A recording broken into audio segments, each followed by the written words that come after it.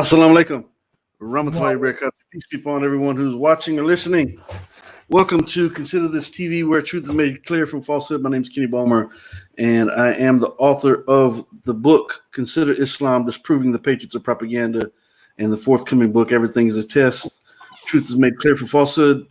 And alhamdulillah, I do bear witness there's only one God, whose name is Allah in the Arabic language, and I bear witness that Muhammad sallallahu alaihi wasallam is his final servant, the seal of all prophets, the shadow of la ilaha illallah, the shadow of Muhammadan abduhu wa rasuluh. So, assalamu alaikum to everyone in the chat. We're going to be talking about the effects of immodesty today. I've got a pretty interesting story I'm going to tell along those lines, which was the reason for wanting to discuss this today. And so we're going to get to that here shortly. But before that, we're going to talk about our affiliates. We have a new affiliate. And if you go to the website, not the website, but the YouTube channel, New Revert Stories. Yeah, New Revert Stories. Matter of fact, let me see if I can post the link to that as I bring in Sister Katarina. Assalamu alaikum, Sister Katarina, and also Brother Muhammad. Assalamu alaikum. Assalamu alaikum. How are both of you doing? Alhamdulillah. Yeah, alhamdulillah. I'm gonna turn my cam on in just 1 second. I'm just okay. Sure. One little thing. Okay, sure. Like I was mentioning, we have a new affiliate, New Revert Stories on YouTube. I'm trying to find the. Let me show this right here. New Revert Stories. Excuse me, not New Revert. Muslim Revert Stories on YouTube, and you'll find some of the segments on there. Reasons to revert. Some of the segments will be on that channel, but that's Sister Fatima who runs that channel. So make sure you subscribe to that channel. Go to YouTube, Muslim Revert Stories, not Convert Stories, but Revert Stories. That's the affiliate. There's also another channel called Convert Stories. That's not our affiliate. The Muslim Revert Stories is the affiliate. So be sure to subscribe there. Matter of fact, hit subscribe, like, and share on this channel as well, inshallah. And I want to talk briefly about the Change for Change Foundation. Once again, you will find the link for the Change for Change Foundation in the chat. I think I posted it earlier. You should be able to scroll up and find that on YouTube or on Facebook if you'd like. You can make a donation to help have a water well built. Inshallah. It's all sadaqat jariyah for a loved one or sadaqah for you for the day of judgment, inshallah. Matter of fact, sadaqat jariyah for you as well. After we pass away, if we've contributed to a water well such as this, you will receive blessings for that on the day of judgment. Alhamdulillah, by the mercy of Allah subhanahu wa ta'ala. Also want to talk briefly about the book launch team. And let me take this banner down real quick. We certainly need, I need people to join me for the book launch. The second edition of the book, Consider Islam, Disproving the Patriots of Propaganda, will be released on September the 7th, inshallah, as long as everything stays in line like it should. But I need people to join the book launch team. You can do so by either going to my website, kennybomer.com, and if you scroll down to the bottom of the homepage, you'll be able to sign up or subscribe to the channel itself, to the website itself. It's free. There's no fee for it or anything like that, but you can subscribe there, and that'll automatically make you a member of the book launch team. Or you can send me, if you'd like to let me know you'd like to be a member of the book launch team, you can send me an email at info@kennybomer.com and let me know that you would like to do that, inshallah.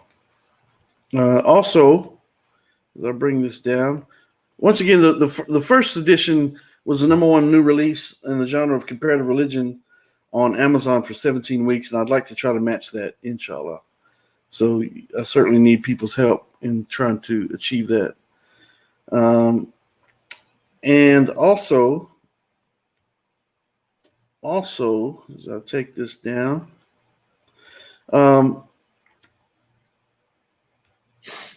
so Brother Shabir Ali is going to be coming on soon. We haven't set the date quite yet, but he's going to be coming on for a second edition of the preservation of the Quran, discussing the preservation of the Quran. We bring Brother Muslit in. Brother Yusuf Muslim, assalamu alaikum, brother. Make sure you unmute yourself over there. And how are you, brother? Alhamdulillah, alhamdulillah. Alaykum salam wa rahmatullahi wa barakatuh. How are you, brother? Good. I'm good. Alhamdulillah. We're going to be talking about the effects of immodesty today, but we're going to get to that here shortly. And so we're going to have Brother Shabir Ali coming on for a part 2 of his discussion on the preservation of the Quran. And I'll announce the date for that when we get it set up. We also have some debates coming up that we'll discuss as those dates are confirmed. And let me bring Brother Marshall Gregory. Assalamu alaikum, brother. How are you? Wa alaikum assalam wa rahmatullahi wa barakatuh. Alhamdulillahi rabbil alameen. Been busy taking care of business with all the Islamophobes on social media today, so I got to give you a hand for that.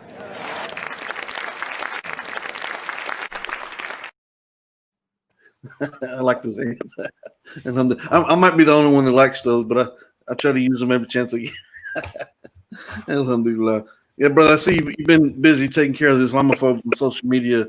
And so may Allah subhanahu wa ta'ala bless you and reward you for that. Trying to get rid of those guys. So, not getting rid of them on social media, not literally getting rid of them. So let's clarify that. Before someone starts dialing up the FBI on us. So alhamdulillah. Some people just need a timeout every now and then, you know. Absolutely, they need to stop and reflect on what it is that they're saying. Sometimes I try to tell people that often. Listen. One day, the last thing that we say is going to be the last thing that we say. The last thing we do is going to be the last thing that we do. The last thing that we post on social media is going to be the last thing that we post. Are we thinking about that? Are people taking that in consideration and realizing, the importance of, actually stopping to think about what message you're sending forth?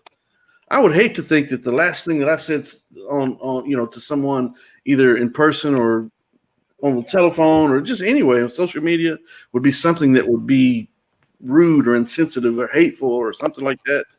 No, we don't want to go out like that. We want to go out, on good grounds with everyone that we're dealing with, all for the sake of Allah. So we got to be conscious of how we're interacting even on social media. On this show, we might not make it through the show, so we got to be careful. Go ahead, Brother Sanford. Yeah, you just triggered something in me. I remembered when I first met Sean on this show, he was saying how I'm so old, I better get myself together because I'm on the way out. And I said to him, you could die before me. So this whole concept of age, like, oh, I got time. The Shaitan wants to tell people procrastination gets the Academy Award in the Hellfire Academies. Oh, yeah. Nation, man, put it off. I'm 71, so I got two things going for me. I'm old, and we could die anytime. So my odds increase with age. And I'm inviting everyone that's younger, don't take it for granted.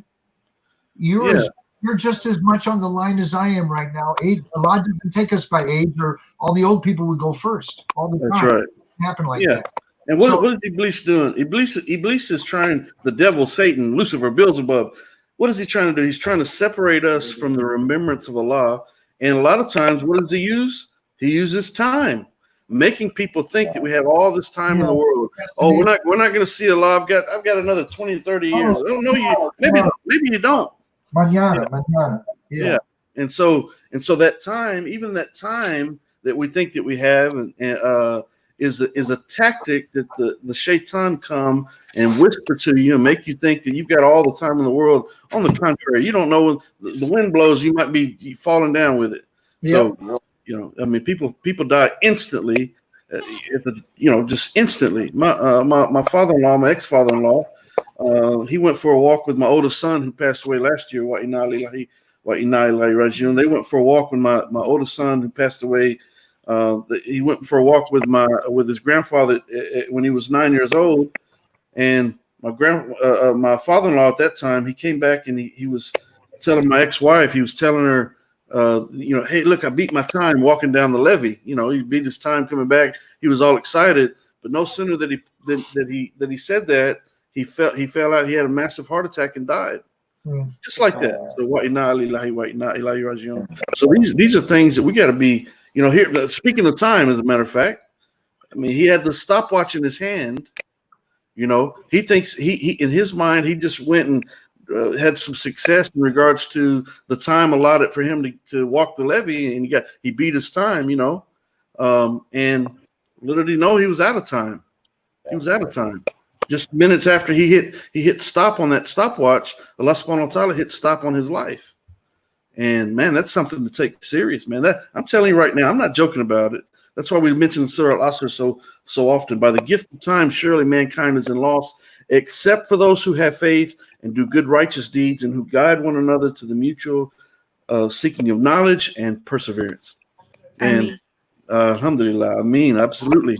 This is something we got to take serious, and that's the whole purpose of the show, whole purpose of the books, whole purpose of spending day after day trying to find ways to talk to people about the truth and the beauty of Islam. And pray that Allah subhanahu wa ta'ala has mercy on us for any mistakes that we make along the way. Obviously we're striving in the cause of Allah. We're doing it for the day of judgment, for our status. And man, we need to take it more serious, in the next minute than we did in the last, and take it more serious tomorrow than we did today. And, so man, Allah subhanahu wa ta'ala open our eyes and help us to utilize our time in the best of matters. So we're going to be talking about something today the reason we're talking about this is because last Saturday night, after the debate with Sean Masters and Brother Fred, I was communicating with, I'm not going to mention his name, but a Christian a preacher that he's been a guest, he's not a guest, but a panelist on the show numerous times. And we were joking about something that was said during the show. We were going back and forth via text, and we were having a good time. We were laughing with one another. And but the next morning, I woke up and I was a bit disturbed. Once again, I'm not mentioning his name, but I was disturbed by something that I seen, and I'm going to describe it. It's the whole purpose for this topic of the discussion today. Am I stuck, or am I still here with you guys? You're still stuck. It's like it's intermittent. Has it been like that the whole time I've been talking? No, it just started. Okay. So that's Sunday morning. Remember, he's a preacher. He's getting ready to go to church that morning, right? But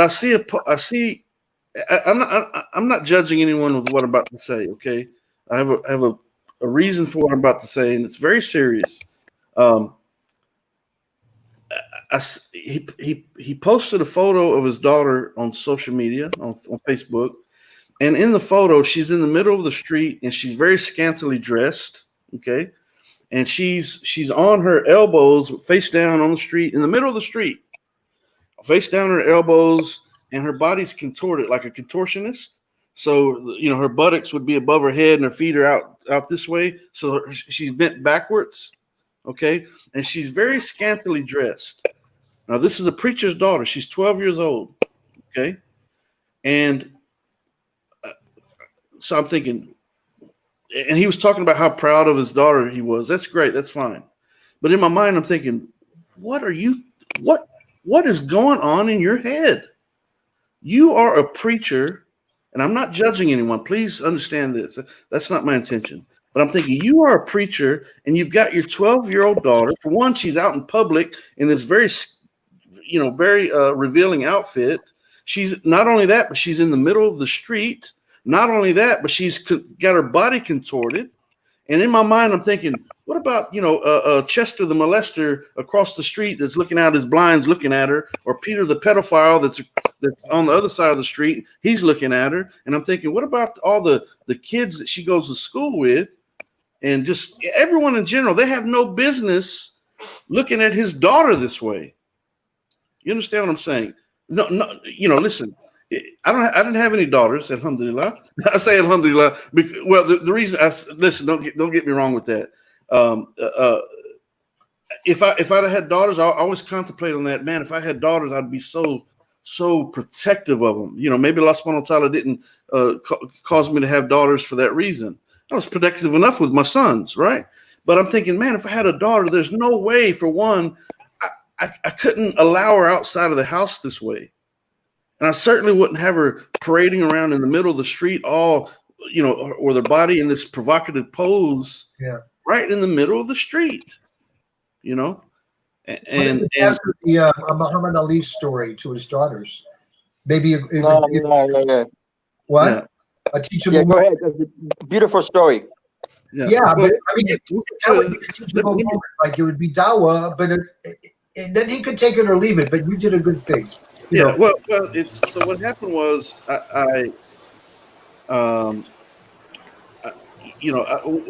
what I noticed about that photo is that at the bottom of the photo, it appeared to be some type of like an ad for a hunting and fishing guide service.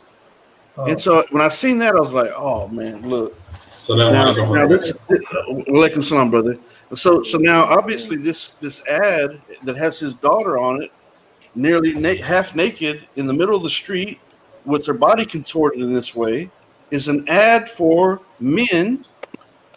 Okay, this is the whole 14th chapter of my book. I'm talking about the status of women, and I go in depth about the use of the woman's body being exploited to draw attention of men in particular. Obviously, they're using the woman to draw attention to the men. So now this is a preacher. Now he's a preacher. Okay, it's Sunday morning. He's posting a picture of his daughter in this provocative pose, in this half dressed in the middle of the street, and not only that, but he's posting on the internet. Now it's worldwide, for that matter. It's worldwide. Yeah, and he's a preacher, and so I sent him a message, and I asked him, "What is this company here in this photo? What's this company?" He said, just like I confirmed, I was just using it as a means to open up the door to the conversation. And he says that it was a hunting guide service. And I said, so my question to him was, so do you think they're exploiting your daughter? And he said absolutely not. Oh no. He said they give him free photos. They give him free photos for her posing like this. Okay, so basically what you just told me is that you prostituted your daughter in a sense for some free photos. He needs a course on being wise as a serpent and harmless as a dove. Yeah. So now remember, this is a preacher. Yeah, a preacher. He's my friend. I played football with him. I went to high school with him. He's my friend. And I was shocked by this. It's Sunday morning. You're getting ready to go preach. And you got this photo of your daughter like this, where she's being exploited for this ad for a hunting and fishing guide service. And you're telling me that you don't think that she's being exploited, but it was an exchange for free photos that they're using in their ad for this organization? That's exploitation. You just prostituted her.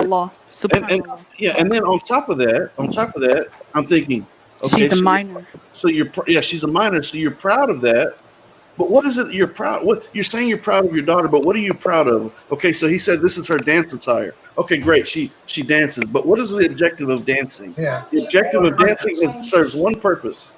The objective of dancing draws people's attention, especially females, cheerleading,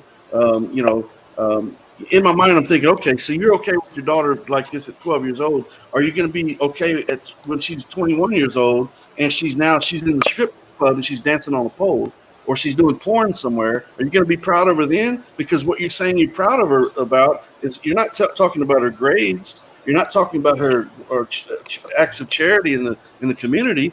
You're specifically talking about her physical attributes in this photo. Okay, so she dances. Okay, she dances.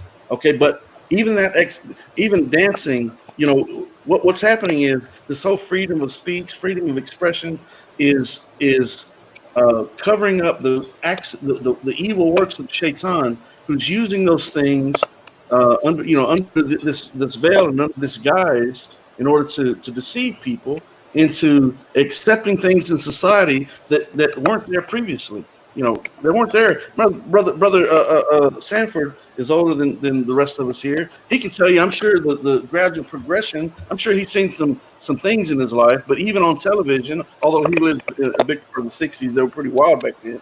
But a gradual progression in regards to how things change. Along those lines, in the 14th chapter of my book, I'm going to read a quote that I have stated there. That was it was based on a study that was conducted by the University of Georgia. So researcher Tom Reichert, who's a professor and the head of the department. Now Tom Reichert for the University of Georgia is the professor and head of the Department of Advertising and Public Relations with Grady College, the Grady College of Journalism and Mass Communication. And he says, and I quote, think about what he's about to say. Listen closely to what he says here. He says, it takes more explicitness. It takes more explicitness, alhamdulillah. It takes more explicitness to grab the attention and to arouse us than before. And he said in the early 1900s, exposed arms and ankles of the female models generated the same level of arousal as partially nude models today. And we can see during our lifetimes the changes in sexually explicit content on television, movies, books, and other forms of media beyond just advertising. Okay, end of quote. Okay, so we see a gradual progression here to where even a preacher in 2020 getting ready to go to church and preach on Sunday morning is posting a photo of his own 12-year-old daughter in the middle of the street, nearly half naked in a provocative pose on social media. Shame, shame, shame. I'm not judging anybody, but what I told him specifically, this is why Islam is the answer. Islam uplifts the status of women. He was actually offended by what I told him. In my mind, I'm screaming, I have more respect for your daughter than you have for your daughter. I want to cover up your daughter. I want to run out there with a blanket and wrap her up and say, no, little lady, don't do this. Don't expose yourself like this. Don't trade it for likes on social media. Don't trade it for money. Don't trade it for status. Don't change it for fame. Trade it for fame. Don't do that.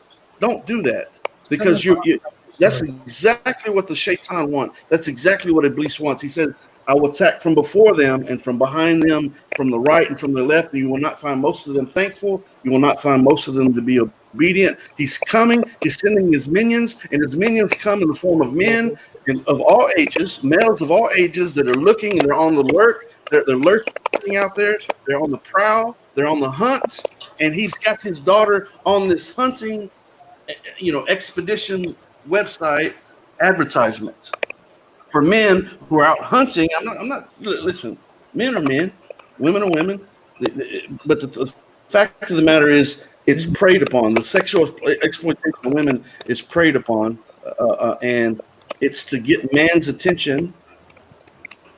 And I just can't wrap my mind, even to this day. I've been thinking about it all day. Wrap my mind around the idea that a father, I'm not judging him, but would be so unwise as to exploit his own daughter for some likes on social media. What does he post? People post something on social media. Why? Sometimes it's just self-expression, or they get something off their chest. But a lot of times they're doing it for likes and for attention. And so it's Brother Ziad, you trying to say something? Yes, brother. Do you actually know where this idea derives from? Do you know? What idea in particular? This idea of nakedness and, sorry for the word, porn. Do you know where it actually originated from? It originated from the evil writings of when the Jews used to delete stuff and add their own words to the Bible. It derives from the original practice of when they say that allegedly, may Allah forgive me, that David's son raped 10 of his father's wives on the top of this thingy, and all Israel was watching. Absolutely, Really? Absolutely. So in the Bible, there's so many things in the Bible. I have to pray because I forgot. I'll be right back. Make this an issue about the Bible, but obviously this is a Christian preacher. Okay, now he's my friend, so I'm thinking, all right, brother. I'm coming to him sincerely. I didn't say anything rude or objectionable.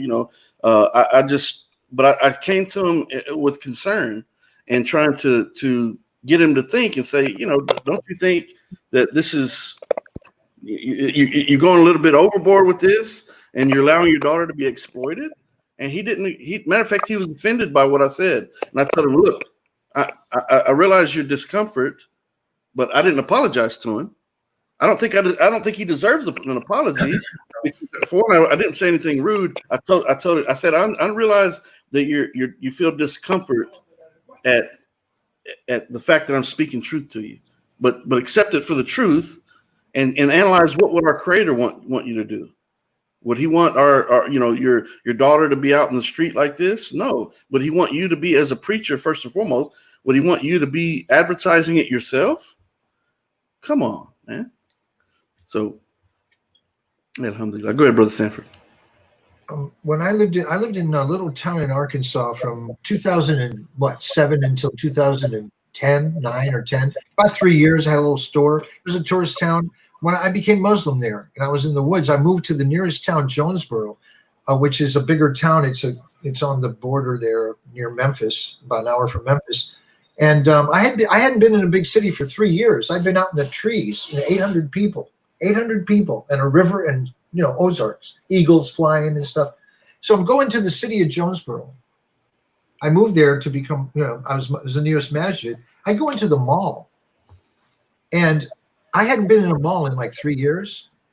And I got to tell you, I just felt sex in the air. Victoria's Secret, grandmothers walking down the street with little lace coming out of their bodice and tight jeans, and their granddaughters are walking right behind them with the same outfit on, with the little coming out in the tight jeans. And I'm looking around. I've been up in the woods, for 3 years, and a tourist came. I mean, I wasn't totally cut off, but I never went into a big city in 3 years. And it was everywhere I looked. There was the mannequins,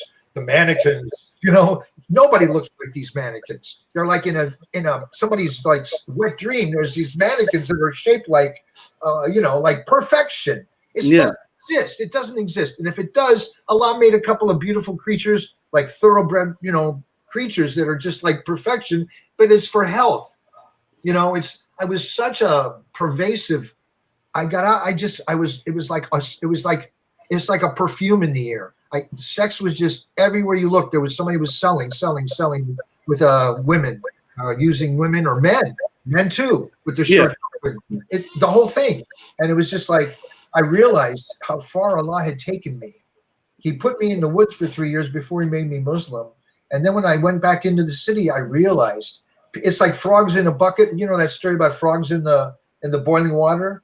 You put a frog in a pot of water and you turn on the water low, they're not going to jump out. They'll boil. They'll just die. But if you put a frog in some really hot water, he'll jump out. But you put them in a water and you slowly turn it up, they'll just boil. Yeah. People are being seduction, the seduction of the false Messiah. We say in all of our prayers, save us from the seduction of the false Messiah. A seduction isn't like wham, bam, thank you, ma'am. Seduction is, hey, how you doing, babe? You want a drink? You want to come to my house? I got some artwork. You like art? I like art. They seduce us. Absolutely. They're seducing the children through all the music videos. The parents have to work. The mother goes here. The father goes there. This was all a plan to get to the kids. Yeah. I just heard there's a 12-story pedophile palace underneath the Getty Museum in New York. I just heard this. There's photographs. These ultra wealthy people from all over the world come there, and they have different memberships, and they can go different floors. It's just mind-boggling how much evil there is in this world, and it's all based on immodesty. If there's the immodesty is like the beginning of the seduction towards Anyway, I don't want to. Yeah, and it applies to males and females first and foremost. So I don't want anyone to think that it's obviously Allah always mentions males first in regards to modesty in the Quran. Alhamdulillah, I mean, so it's not a attack on the fact that the young lady was dressed this way, but the father who should say, you need to put something more appropriate on. You can't go outside like this. Matter of fact, if you're in the house, I don't even want to see you like this. I'm your dad, but I don't want to see you. Put some clothes on, and then we'll do what you want to. But you got to do it with modesty. Note what in Psychology Today there was an article written titled "Understanding Sex in Advertising." I also mentioned this in the 14th chapter of my book.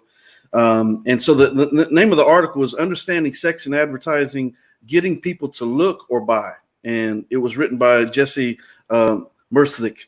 He's a PhD, and he says, and I quote, "Advertisers use sex because it can be very effective. Sex sells because it attracts attention.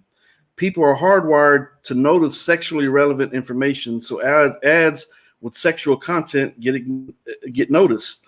It's fairly common for video thumbnails to feature people or body parts in various stages of undress. Not much will pull eyes towards a video like the promise of sex." End of quote. Now, if you notice on social media, what you're gonna notice is happening lately is that you'll see a video.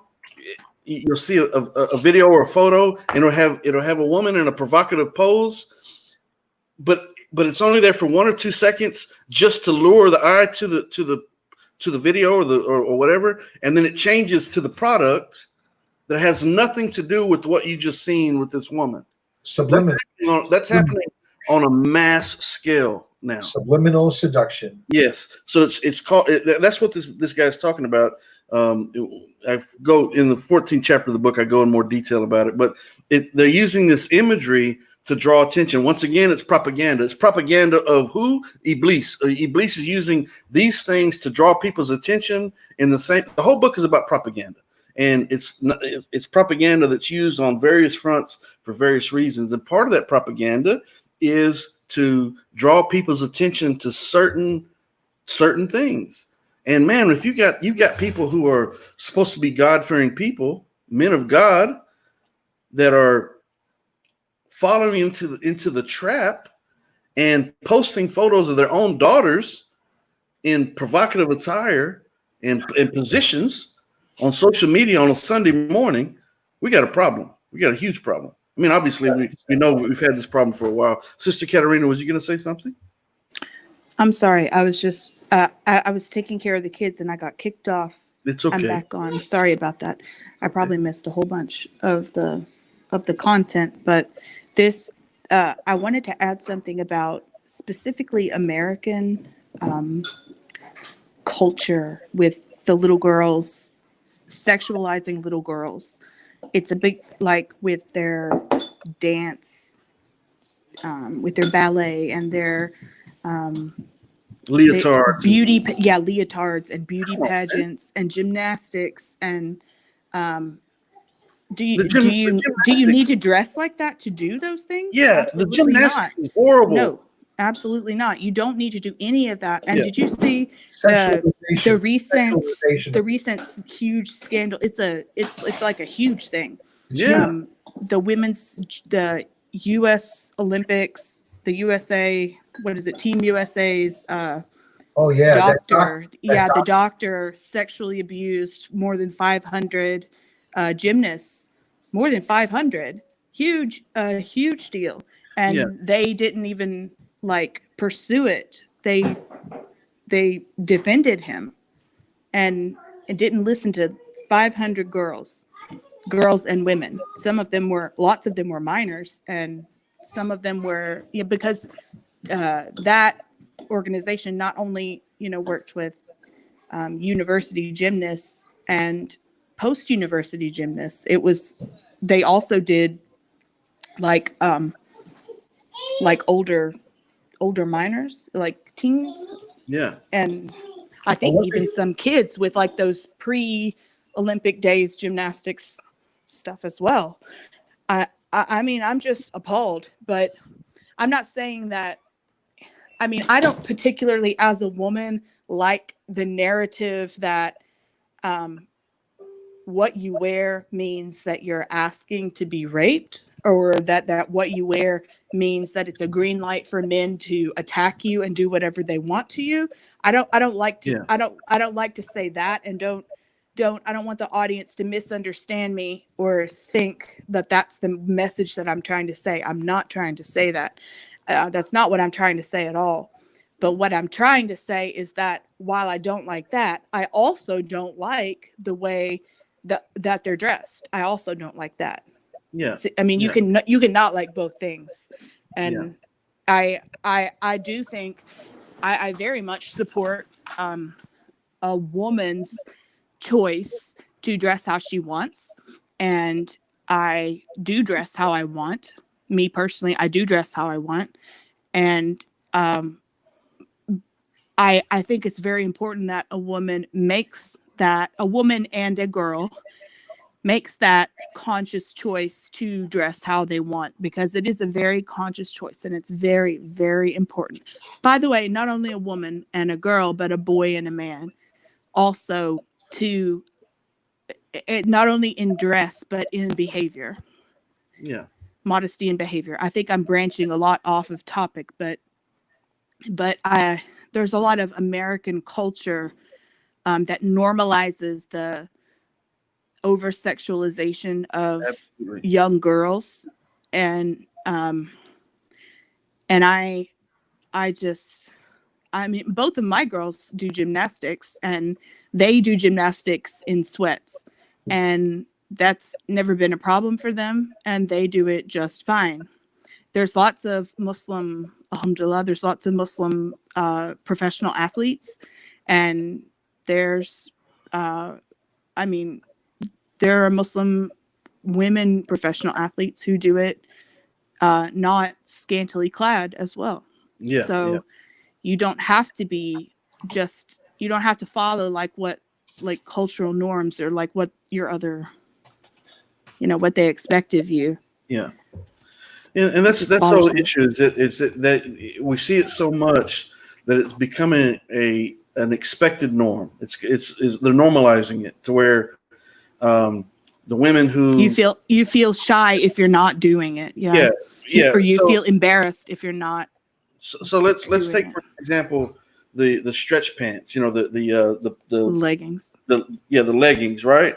So you have women that are obese that are putting on these leggings, and why are they dressing this way? They're dressing this way because society sets this standard for fashion and beauty, and then even the people who are obese or the people who are young or various ages, they're trying to follow suit in that. So no, like you said, I wanted to expound upon what you said in regards to, are the women asking for the trouble? No, they're not. Obviously. No, they never are. They're never asking to be abused or anything. Yeah, but what they're doing is they're also allowing themselves to be lured into the trap of becoming, becoming a target. I think that how they physically present themselves has something to do with how a predator may view them. Yeah. I do think that, but I absolutely don't think that that's a woman's own fault, like she asked for it, if that makes sense. Not in that sense. I know what you mean. I'm just saying that so everyone doesn't come back and say Katerina said this. I did not say that at all. Yeah, but so whether male or female, one needs to be conscious about the image that they're portraying, not just their physical image, but their character and all those things. It all goes together. But in regard, like Brother Sanford mentioned, guys walking around with muscle shirts on and it's down to their knees, doing the same thing. Posing and all that. That's fine. That's great. But it's you gotta be aware of the fact that there's a number of things that are happening here. Okay, so in regards to women, okay, so there's this whole number system thing. This whole, is she a dime? Is she a 1 or a 10? What is she? Okay, well they're putting a number on this. Hate that. Yeah, I hate that too. They're putting a number on as though she's just a piece of meat right there, right? You don't do that. We're all a 10, every single one of us. But according to society standards of the beauty, the 10s are women who are physically, they're in great shape. They're, it's right. I mean, but their character may be nothing close to a 10. You understand what I'm saying? So sure, your body might be a 10. Does that make you a 10? No, because your character could be a 1, but and just the opposite, a woman who maybe she's a little overweight. Alhamdulillah, women are, people in general, people are all shapes, sizes, and colors, races, nationality. It doesn't matter. There's beautiful people in the world that everyone's got their own beauty, right? But for a woman who, she feels self-conscious because she doesn't feel like she meets society's standards of beauty, then what does she do? Now she is, and I'm saying men and women alike. So when I'm saying she, I'm not just directing this towards women, but I'm saying because men are more visual and women are more exploited on this level than men. So the woman who's less attractive, now she starts wearing things that she shouldn't be wearing. She's showing more cleavage in her photos, and she's sitting on her sink with her butt on the sink, and she's looking backwards at the camera, taking, so she can get a picture of her behind from the back. We've all seen it. You can't miss it. Matter of fact, it's always the non-Muslim women on my social media, people that I went to school with or whatever, and I just got to keep on moving. Got to keep on moving. Some of them I've just blocked because I get sick of seeing it. It happens so much that I just like, you know what, you off to Blockistan with you. Why? Because I don't want to be lured into the trap. I'm a man. Off to Blockistan you go. That's right. You got to go because the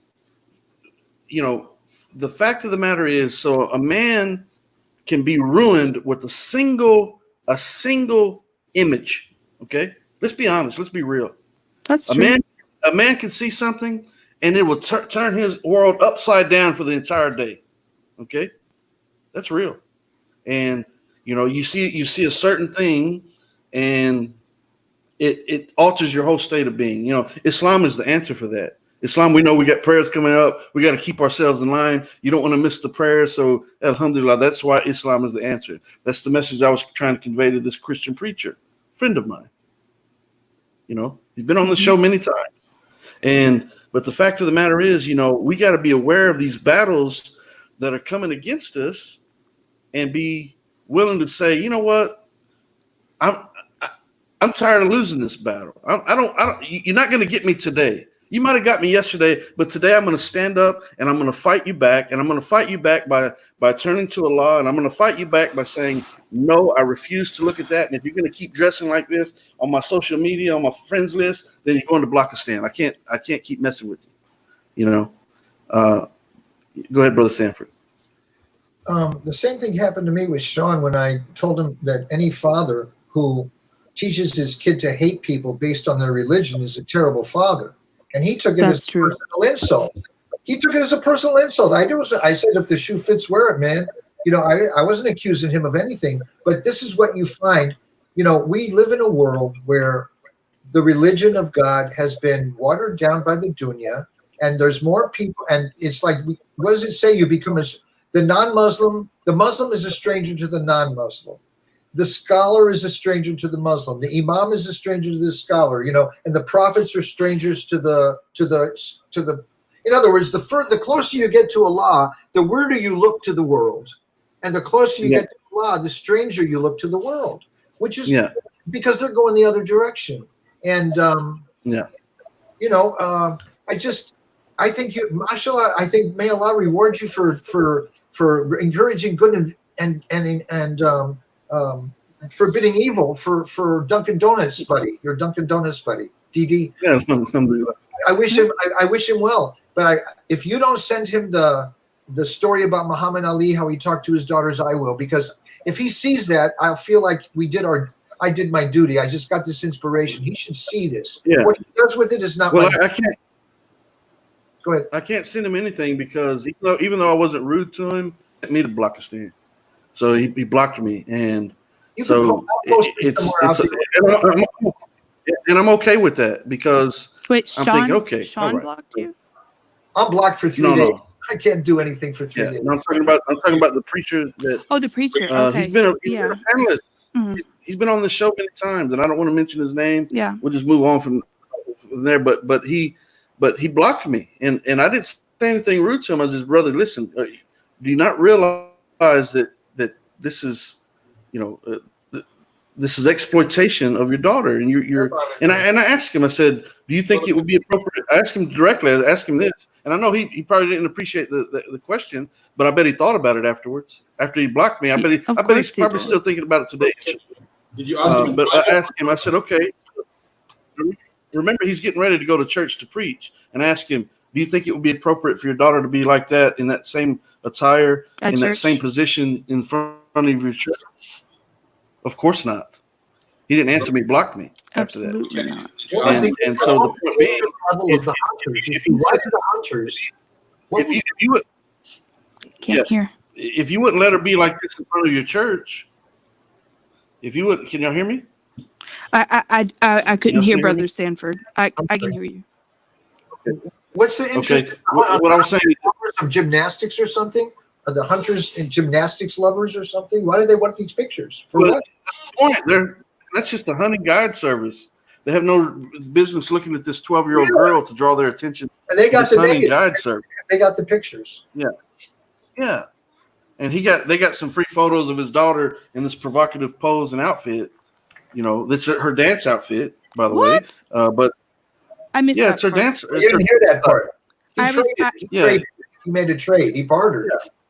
She was all contorted like a contortionist, like in a circus. But I found no amusement by it whatsoever. I wasn't amused by it at all. No. And I was actually disgusted by it. And What do you believe me mean when he I'm saying, bartered?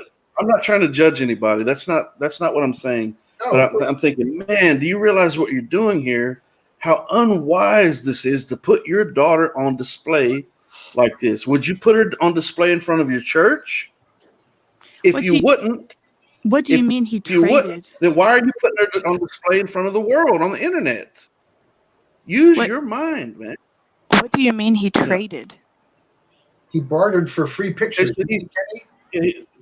So his daughter did these poses, but in the process, she got free photos of the photo shoot. But Okay. the photos are on this ad for this hunting and fishing guide company that's Hunting and obviously fishing. directed to me. What's that got to do with? Oh, Yes, has nothing. That's my point. Has nothing to. That's why I'm so disgusted by it. Has nothing to do with this little 12-year-old girl being exposed like this. I'm hearing banjo The music. preacher's daughter, and he's saying how proud he is on Facebook. He posted it himself, and he's saying how proud he was of it. I'm like, what are you proud of, man? Are you going to be proud, like, once again, when she's 21 and she's standing on a stage swinging around on a pole? You going to be proud then? Are you going to be proud when, you know, she's got guys sneaking in the window at night? You know, I mean, And he's in charge. What are you thinking about, man? He's the leader of that congregation. He's the pastor. Yeah. Well, And he's so the people preacher are of the church. leading by Yes. example. He's the leader. So people will usually, Yes, when they man. follow someone, they exaggerate what the leader does. So those kids that follow him are probably going to even do more. He's leading by example the wrong Yeah, way. that's right. Oh, God. May Allah guide him. Yeah. May Allah guide him. Well, like Brother Ziad was referencing earlier, you know, there's so many stories about in the Bible where, you know, the two daughters seduced the husband. I'm not the husband, but the father seduced the prophet Lot. Peace be upon him. Of course, this is the Bible narrative. We don't believe this happened in Islam. But one daughter gets him drunk one night and has sex with him and gets pregnant, and the next night the second daughter does the same thing. And then you have the King David looking at Bathsheba while she's bathing, and now he sends her husband to the front line so he can get killed, so he can get with his wife and gets her pregnant. You know, he commits adultery with her first, and First he got her husband pregnant. to the front line. Allegedly. Yeah, he got her pregnant, right? We don't believe these stories, of course, as We're- Muslims. Yeah, well, that's Let the me clarify Bible. that. Brother, we're talking about Bible. Christian stories that we know from the Injil Yeah, that are Sister not Carol. Yeah, that we're are talking not about the- true in Islam. Sister Katarina, He's you yeah, looking, the Bible version. yeah, he's looking over there like Yeah, he's then, very you know, confused. who? Me? Yeah, No, yeah, no. we're talking about the Brother, biblical narrative. Yeah, Brother Muhammad. Yeah, Yeah, Brother Brother Muhammad. Muhammad, These are yeah, stories there. in the Bible. These are stories No, from no, the no. It has the woman describing. No. I agree that. not you, I brothers. understand Yet I'm not talking completely. about Yeah. you. No, no, I And got then it. you have the stories where. Yeah, Yeah, go ahead, brother. There's a lot of stories, you know, as you know, that are the Yeah. same in the Injil, the Bible, but Yep. but you know, the Bible that Christians use today, it's been changed and edited, and lots of things are not, you know, it's not reliable. So lots of stories are kind of not as they are in Islam. So Absolutely. yeah, we were discussing Day Prophet before yesterday. I should not be going off topic anyway, but day before yesterday, we were having that debate between Fred and other Mr. Sean. I completely understand. I have seen so many debates like that online, and they are all identical. of course, And we know. we all know. We all know. We all know. So it's nothing new for us anyway. And I completely got what Mr. Zia was actually talking about. I'm just pretending to be in the least of knowledge, but I'm aware of a lot of stuff. I have watched a majority of Mr. Adnan's videos, Sheikh, what they call Ahmed Didat videos. Ahmed Didat videos, so many of Speaker Corner videos. So I'm very much aware of knowledge how all the Bible and different Bibles. It's not just one Bible. Mr. Zia will say yes. Oh, we know. There are so many different Bibles and so we much, know. Being changed. Excuse me. I'm sorry. Excuse me.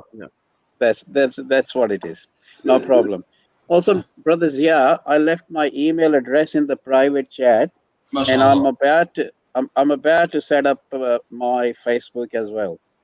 So hopefully, I'll get in touch with you as well. Inshallah. Someone leave, Comrade Avon. In fact, Comrade Avon, I'm gonna post the link in the chat, and I'd like for Comrade Avon, if he would like, to go ahead and click on this link and come and ask this question that you posted in the chat. Come ask it live if you'd like to. He's saying people who practice Islam may be killed for practicing Islam. So should they stop practicing Islam? It seems to be the line of logic here, and I don't understand his line of logic. I don't see where that that's been mentioned in any way whatsoever. People who practice Islam may be killed for practicing Islam. What? What's that mean? It doesn't make sense. Yeah. People who walk down the street may get killed for walking down the street. Are you going to stop walking down the street? Yeah. I mean, what's that mean? I didn't get it. Brother Muhammad, I wrote my username on Facebook if you want to find me. Okay. I have two accounts. I wrote my personal one. The other is my professional one. Okay. You're professional and you're professional. No, my professional one is please don't laugh. I know this is recorded, but I'm going to say No. Professional brother means, the one related to all this stuff, I'm playing with you. I'm playing. Yeah. I'm trying to get the floor. No, Brother Zia don't mean in that way. I know. My professional, I can say it. It's not a problem. My professional, but try not to laugh. You're gonna laugh. I know I'm gonna laugh. Your business. No. I understand. Brother Zia, I know you are a very knowledgeable person. You have every right to call your professional work as a professional. It's a professional work. Let me explain. It's professional gaming. Yes, absolutely. The last question you had, last question you had in the debate. Yes. I was about to ask that, but I pretended to be just a general audience. Okay. You are very fortunate. That question was on my mind. But how ironic it is that you have asked very simple question. They always has to refer it to something else. Always have to go refer to something else. Went to John 1:1. Yes, it's so simple. No. Even the blind person who never had any faith will tell you what it means. La ilaha illallah. This is what Jesus, peace be upon him, is saying in that verse. La ilaha That's illallah. right. Simple. This is the kalimas written straight there. At that time, let me show you my professional account. Please try not to laugh. Let me show you. No. I will not. No. You see the tank over there? Okay, let's get back to the topic here. I've said this before. Yeah, we should get back to the topic. Sorry, I should leave you guys in the topic. Yeah, let's get back to that. I'm sorry, I love tanks. I was using. No, it's Comrade Abe he's actually asking a legitimate question, and he got a very peculiar photo there. But alhamdulillah, oh my he's saying I was using it as a response. Yeah, he said I was using it as a response to an earlier comment in relation to women having to dress differently to avoid being raped. Does that mean that Islamic people should avoid practicing Islam to avoid being attacked?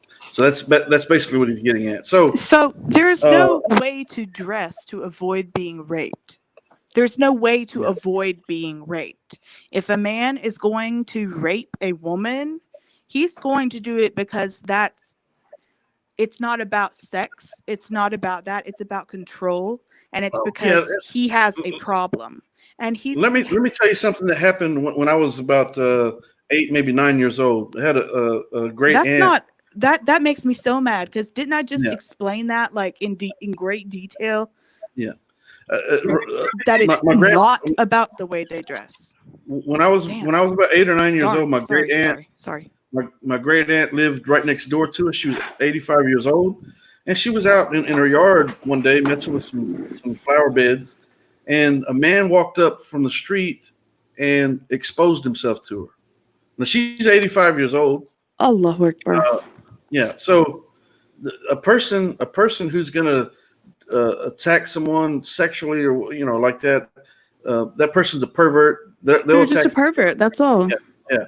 So it really has nothing to do with the woman's dress. But with that in mind, obviously, if a woman is dressed, the more provocatively she's dressed and the way she carries herself, it makes her. It might be appealing to a pervert. Yeah, it's more. That's what we're trying to say. It might be more appealing to a pervert, or it might not, because a pervert, obviously, an 85-year-old, however much you said, woman in a nightie watering her flowers, definitely wasn't dressed provocatively. She was minding her own business, and a pervert, which is what rapists are, they're perverts who want to dominate and control and hurt someone. Yeah. Now, with that said, we can't step away from the fact that when a woman is dressed scantily, she is more obviously she's drawing appealing more, to perverts. More, she's more appealing to perverts. Is that a green light for perverts? Absolutely not. It is not a green light for perverts to attack them. There is never a green light. However, hold on, let's clarify something. It depends on how you look at this, because quite simply, from a man's perspective, a man is going to look for certain types of women, and if she makes herself an obvious easy target, that's the ones he's going to go to first. Yeah, that's what a pervert will do. Well, no, that's what men in general do. That's probably the thought process, but I don't want to demonize men. And I'll be honest. I'm gonna tell you the truth about the men. The men are going to look for certain types of women. If it's sex they're looking for, they're looking specifically. Right. Okay, if it's sex they're looking for, there we go. They're looking for specifically certain types of women who make themselves appear easily approachable. Okay, so there's no question about that. Now, and with that being said, there's some women who do indeed dress this way in order to draw that, because that's what they want. So either they're trying to get some money. Women do. Some women actually, that's what they want. Yeah, well, they're either trying to get money, or they're trying maybe they themselves are trying to get sex. They're trying to get money. They're trying to get someone to pay their bills. They're looking for a place to stay. There's a whole slew of reasons, and the men will look upon those types of women and prey upon that, and so. It's so modesty. The modesty of Islam settles it all. When a person conducts himself, covers himself and dresses respectfully, and covers himself in modesty in their words and actions, their speech, Islam is the answer for it all. Go ahead, Brother Sanford. I guess some factoids. It's not going to be like a linear conversation here. First of all, high heels. This is psychologically proven. High heels simulate an animal that has been injured.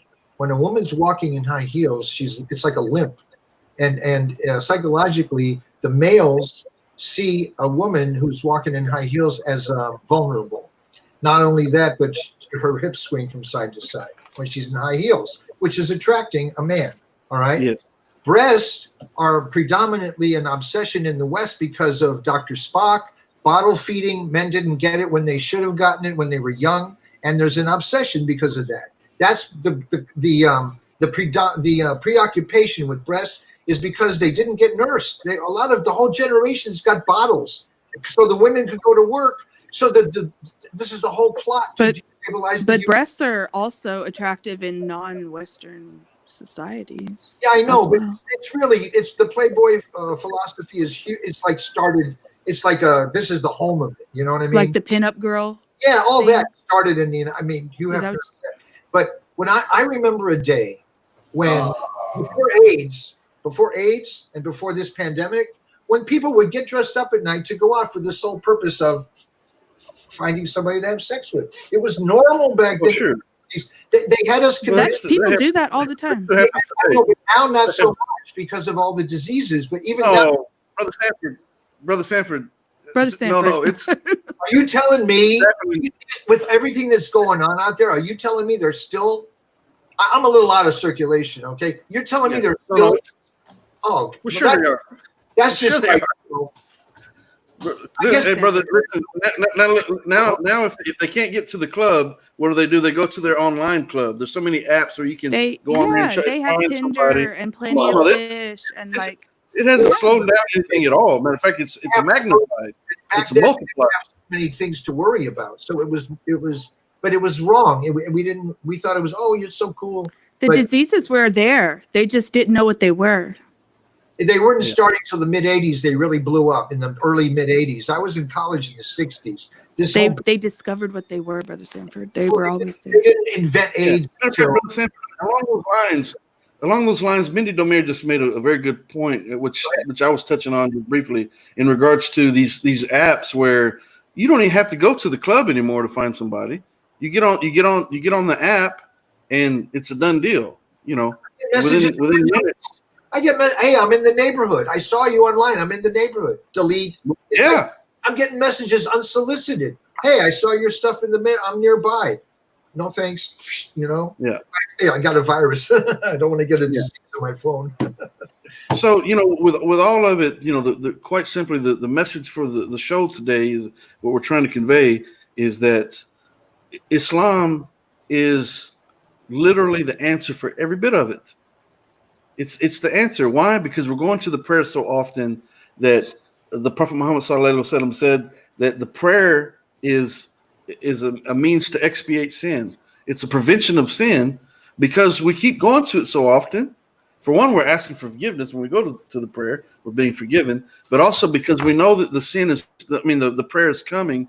Then it makes you more conscious about what it is that you do and that you don't do, and then the modesty of dress and of speech and. The whole issue with zina and, sex outside of marriage, the whole issue, just all of it. Islam has a complete and comprehensive answer for every bit of it. And, notice what Abdullah ibn Amr says, may Allah be pleased with him. He said that the Prophet Muhammad says that the whole world is a provision and the best object of benefit of the world is a pious woman. The best object of benefit for the world is a pious woman.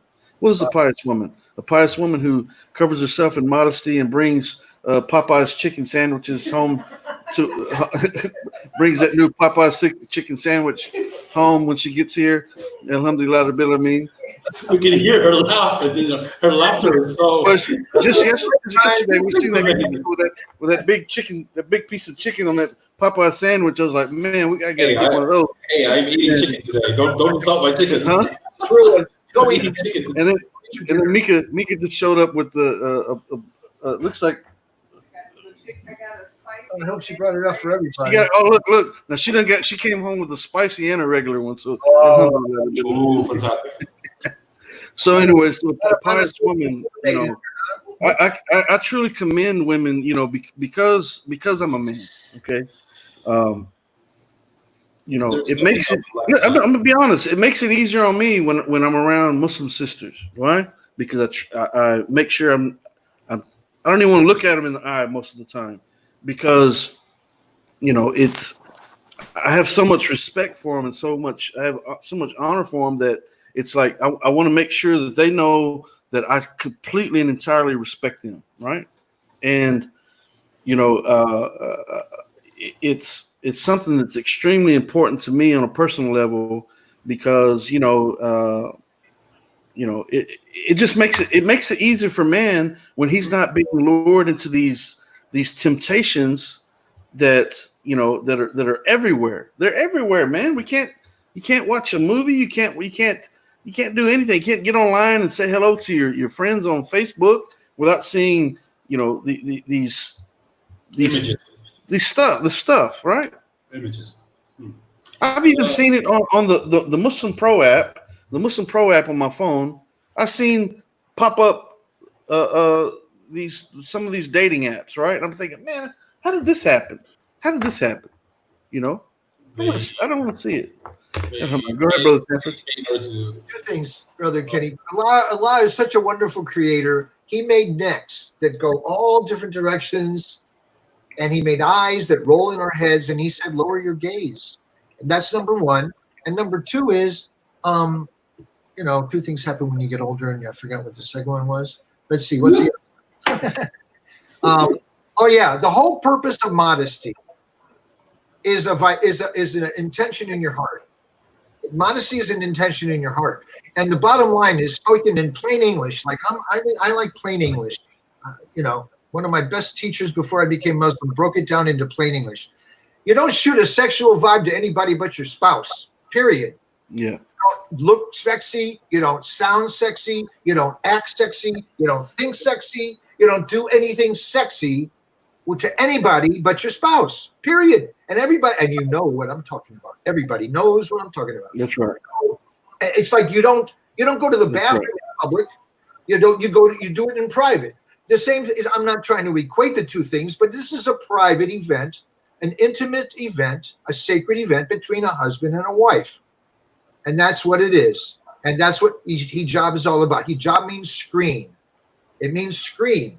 Okay? And it's a screen between you and the dunya by your own will, choosing not to shoot any sexual vibes out in thought, word, or deed to anyone but your spouse.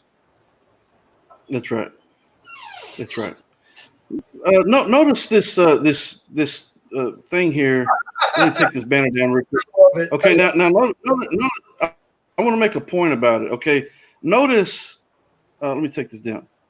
Notice. Okay, when I put this together, what drew my attention to this is the height of the skirt. Okay, and it's kind of like a subliminal message to women. And I'm not trying to be extreme in this, but what I'm saying is there's so many subliminal messages out there that are trying to dictate the way a woman should dress if she wants to compete, if she wants the attention, if she wants the likes on Facebook, then she's gotta have to do what the other women are doing and follow suit. And so now you got them. And I'm not trying to direct this all at women. Obviously, men are the weak prey here. The men are the problem. So let me, from my perspective, the men are the problem. But the women could help out the issue by being conscious of how they're presenting themselves, and it's something that it works hand in hand with one another. We got to be conscious about what it is that we're doing and what we're not doing, and realize that what we're doing is affecting other people, whether you realize it or not. Your actions are affecting other people, and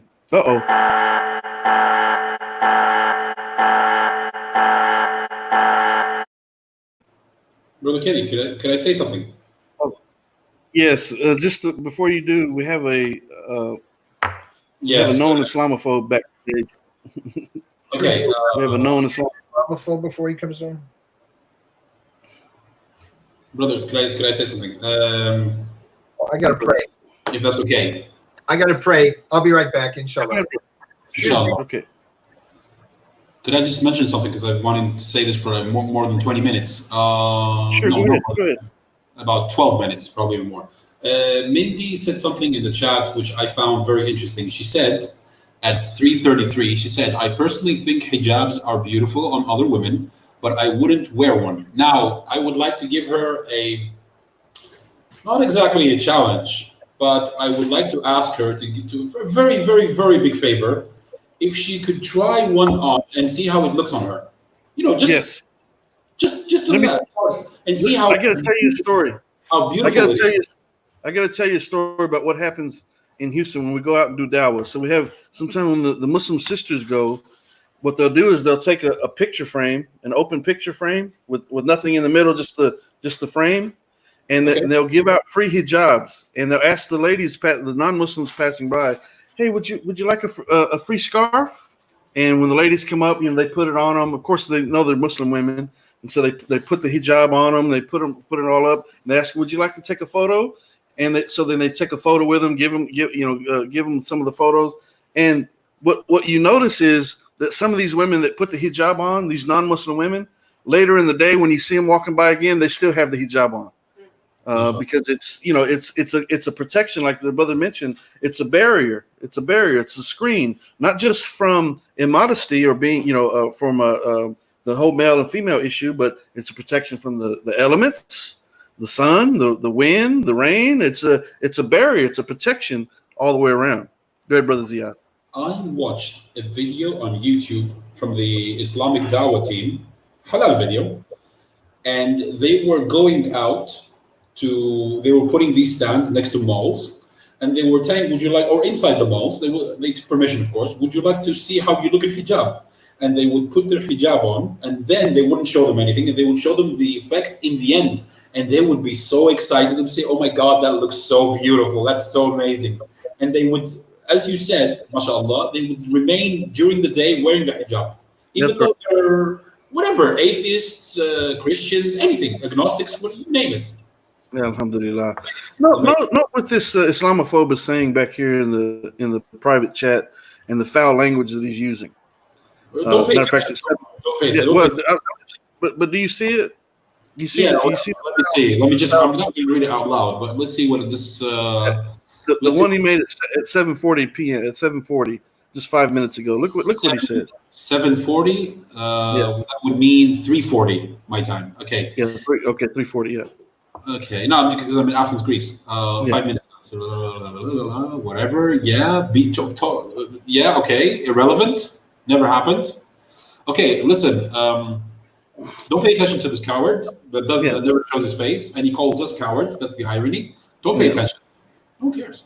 I'm just drawing attention to the so-called Christian coming to the platform. The last comment. They're talking about positive things and trying to have an impact on the world and trying to leave a positive mark on the world and trying to encourage people to be modest in their dress and their actions, their deeds, their words, and all these things.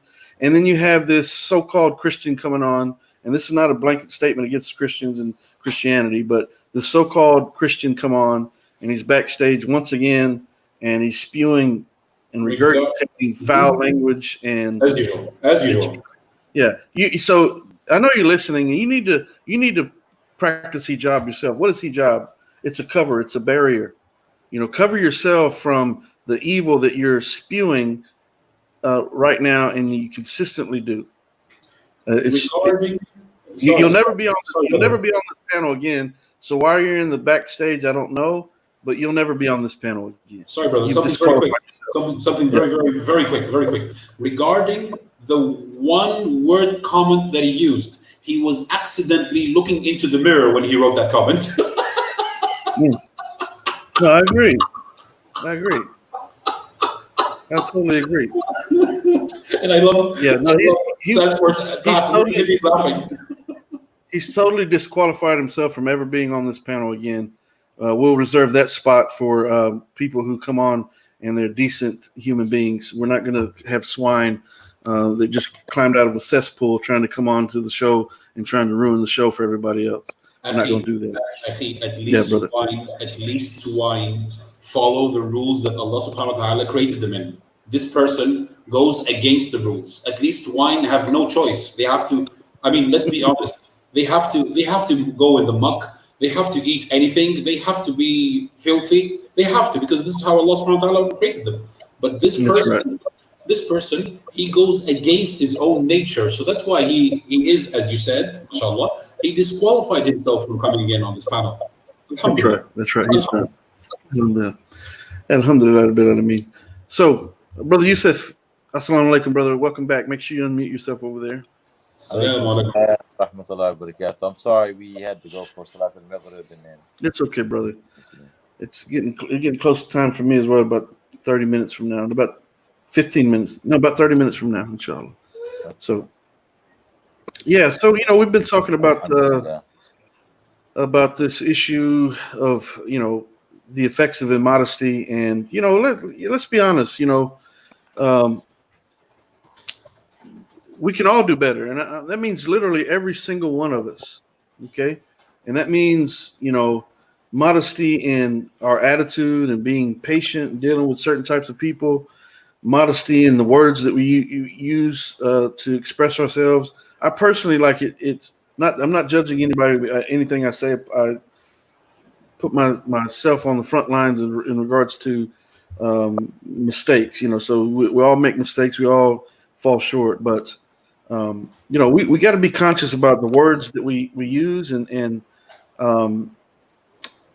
using foul language and not maintaining and composing ourselves in regards to our temper.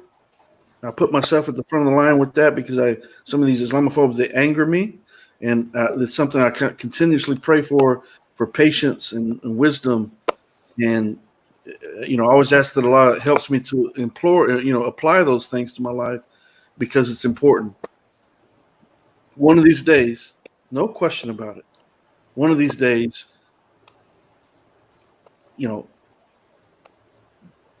as I said earlier, the last words we speak are going to be the last words we speak.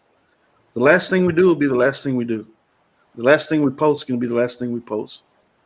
And my goodness, are we thinking about that as much as we should? Thinking about what are you leaving behind? What impression are you leaving behind? But not only that, what you're leaving behind is also going to be reflected on the day of judgment. Because if we leave behind any good and someone benefits from it, then we receive blessings from Allah subhanahu wa ta'ala, our creator. And at the same time, if we've done any wrong to someone, we said a foul word to someone, the scales are going to be tipping, right? The scales are going to tip. And those people who constantly come on and they antagonize and they spew ugly jargon and rhetoric and always attacking, and you've got this foul attitude, and you're calling people slanderous names or whatever. You do wrong to these people, then any good deed that you've done is going to be taken away from you and given to that person because you've wronged that person. You got to pay the recompense for the wrongdoing that you've done to that person. That's justice. That's the justice of Allah. So we've got to be mindful of that and say, you know what, man, I got to put myself in check and say, can I do better? Is Allah pleased with me? Where am I falling short? How am I saying something? Am I doing something that I don't realize it, or am I allowing myself to get caught up in emotion and reacting in ways that because I'm caught up in the emotion of it, I don't really care. I'm going to say what I want to say, no matter who likes it. We also have to remember that while we love Allah and Allah is abundantly merciful of us, we also need to fear Him and fear His punishment, because it's not just a endless forgiveness, and that gives us free license to do whatever we please just because we believe in Him. It's not like that. We are responsible for our actions. That's right. Which makes Islam a very valuable and just system. That's right. No question about it. So, thinking about any wrong that we do to someone else, The objective is, we should try to seek forgiveness from even the people that we've done wrong to. Say, hey, look, I know such and such day I did such and such thing. I'd like to apologize to you. And then it's up to the person that their test comes by whether or not they accept that apology or not. But at least we can try to clear the air while we can, right? Utilize the time that we have in the best of manners, and say, you know what? Think back and think: have I wronged someone in my life that I need to contact and apologize to? Do I need to do? How can I compensate for it? How can I express my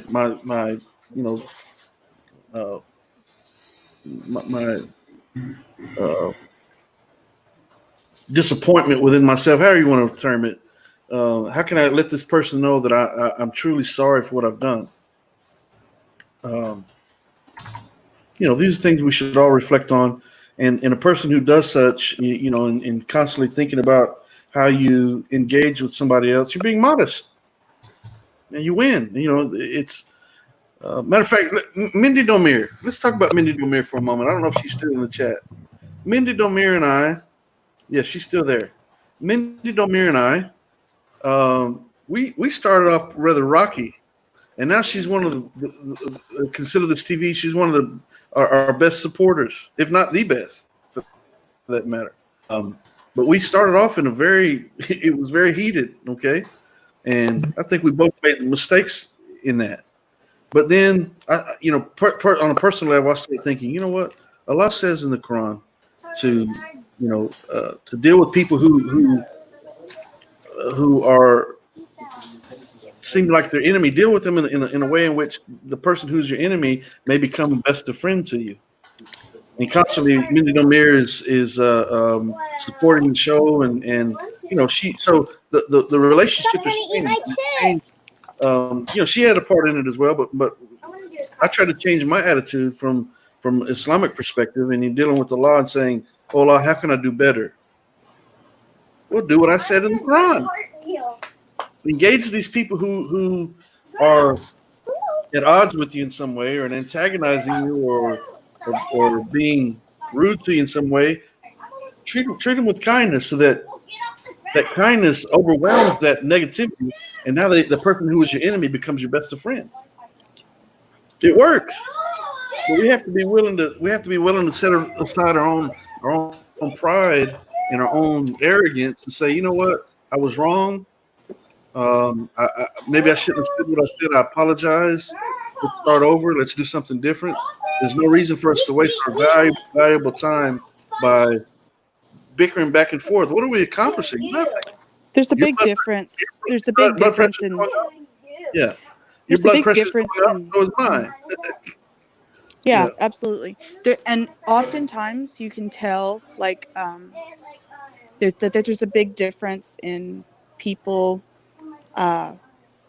She just said, and now I love talking to Kenny and consider him a good friend.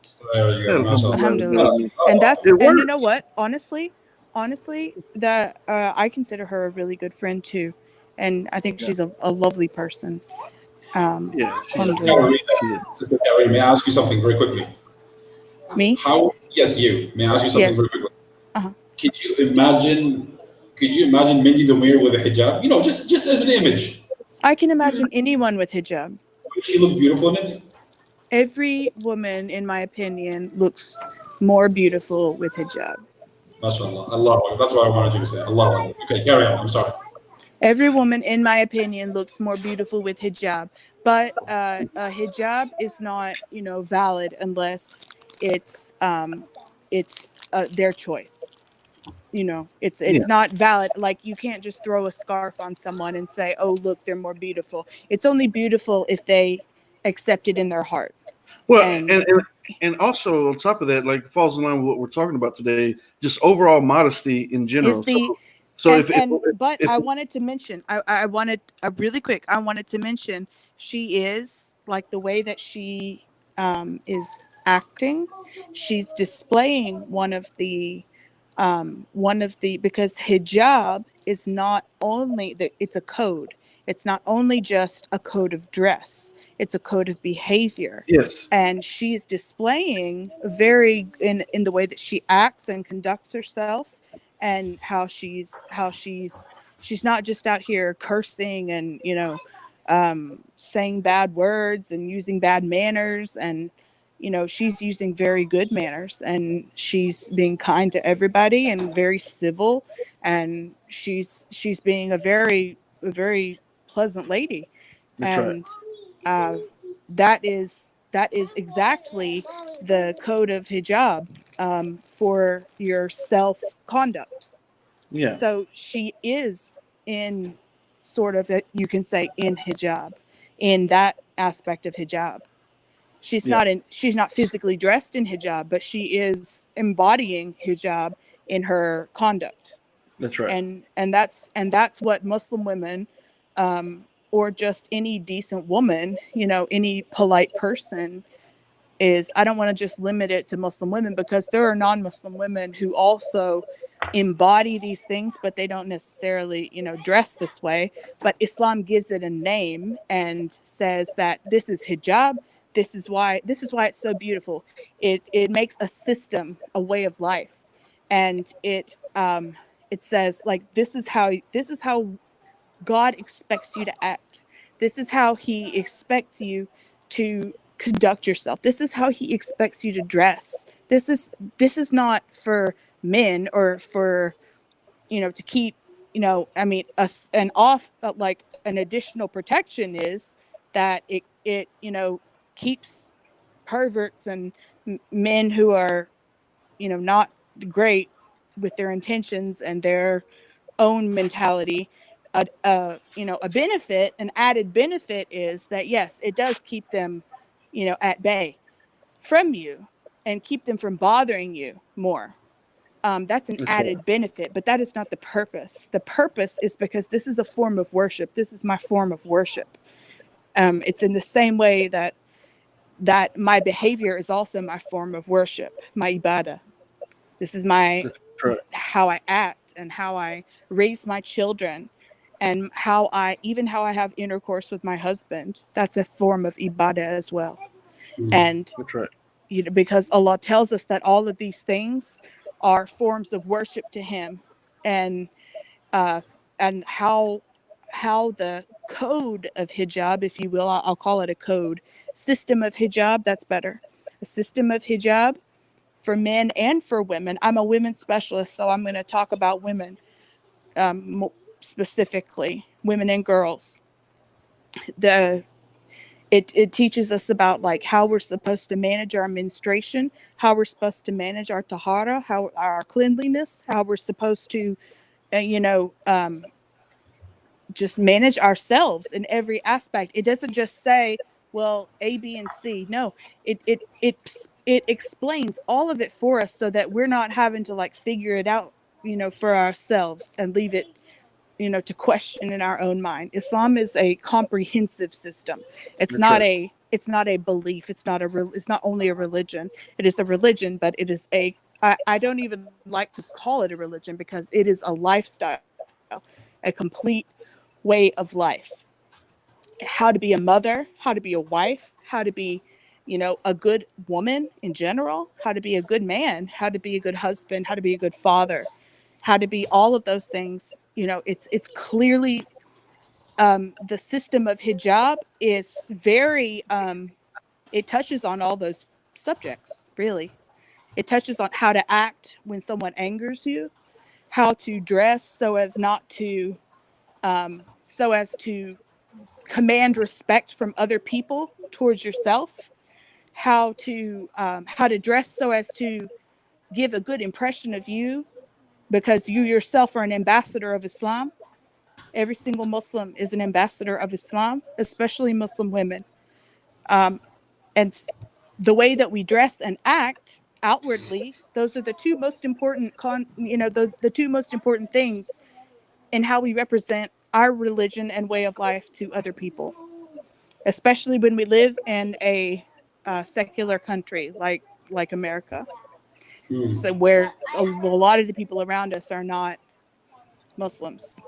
and where we are visibly different if we wear, if we wear a scarf, or if we wear, like a, thobe and a kufi on the head of the men, and all of that. So when I'm getting long-winded, I'll let somebody else talk. But No, you're fine. but I'm just, this is such an important thing that I wanted to, number one, recognize Mindy for, and really encourage her on that, number one. And because people fixate on what they can see more than what they, they tend to see Muslim women and see the scarf on our head, and then like fixate on that, like that's the biggest part. But like bigger than the 5 pillars, bigger than, the 6 fundamental beliefs, and bigger than everything. How we dress is not in any of those. How we dress is an important part of the system of Islam, and the way we act is actually more important than the way we dress. And Katarina, that she is asked you a mentioned in question. Islam. The reason they stare at you is because there's energy there. They won't stare at a nun. There's energy. There's light there. There's truth there. Sister, Of course there is. She asked you a question in the chat. Their soul they know inside. I can't. Mindy asked Katarina, do patients treat you differently because of hijab? She says, No. I lost it. There's a couple As of opposed times. to other nurses? I work in Houston, so Houston is a very, very diverse city. It's extremely diverse. So it's actually a minority majority city. So Yes, indeed. it's a Brother Kenny and I both live in Houston, alhamdulillah. So it's actually the only city in the U.S. that has an like ISGH and Islam, its own Islamic society. So people are very, people know that Muslims are established here, and that's known since the 60s, right? Since the 1960s, ISGH was established in Houston. I think it was 1965 or 64. Yeah, And I believe it was and people have the city of Houston knows that. So to answer your question though, yes, sometimes like these big diehard Trump supporters will just look at me and they'll make a comment or something. But my answer to them is, I'm your nurse. I'm taking care of you, and your opinions of me don't change that. And that's all that I say about that. And if they continue being, abusive, then I just simply switch with someone else, because if they're verbally abusive or physically abusive, because that's happened before too, to me, that'll impair my judgment, or that'll impair my ability to even take care of them. Because if they're verbally abusing me and calling me names, if I get close to them, they might hit me. You know what I mean? So I don't know if they will or if they won't. So I'm not going to call security to stand in there with me every time I enter the room to speak or give medicine. No, I'm just going to switch patients with another nurse to make it easier for everybody. And employers are actually extremely supportive of that. Especially if you tell them before you start, this has happened before, and it's not a big deal. They're familiar with that. That happens with a lot with Black people, with Black nurses. That happens with racist patients. That happens with, we have a lot of Filipino nurses in the nursing profession, and people come and say hideously racist things to them. And there's basically any nurse that's not white, female or male, whatever, there's going to be patients that use racist stuff against them. And that's not only nurses, that's doctors, that's any healthcare job. So so even though I am a white Caucasian woman, but I'm dressed as a Muslim, they, they're too ignorant to know that. So I always start by telling them, because they usually make some comment about me being a foreigner or something like that, and I usually just tell them that I'm actually from Tennessee, and I don't, You're that like, no, they, you're not. That's what they say, right? they'll, it's something along those lines, and it's, I mean, Brother, Brother Muhammad, go usually ahead. it doesn't quite go that far, but Okay. yes. Thank you very much.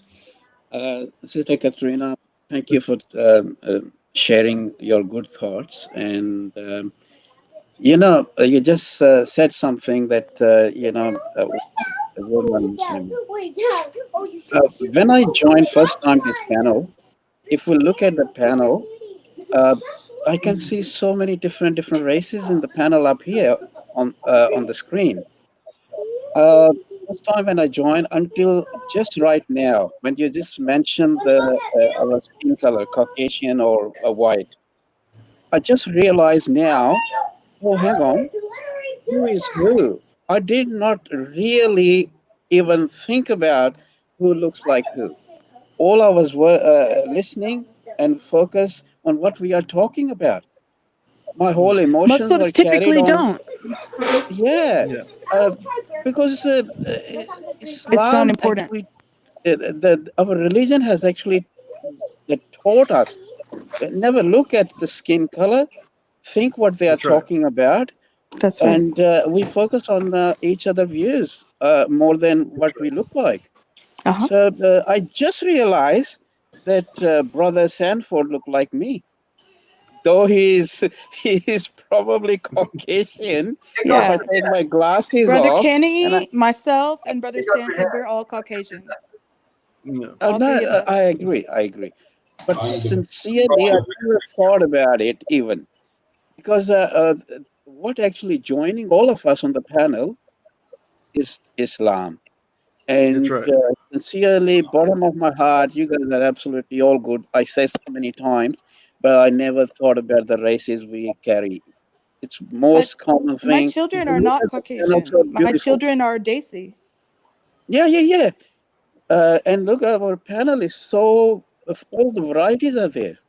Of course. How beautiful is that?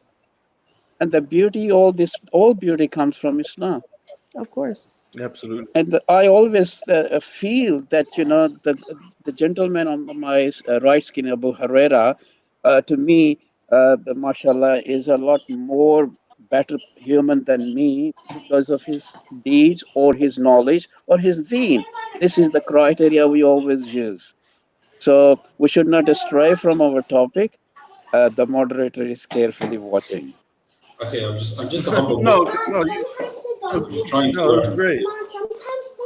No, I agree. You're a humble man, Trying brother to. Zia. Yeah, Trying. it's I like try. It's my beautiful. jihad. No, But this is beautiful.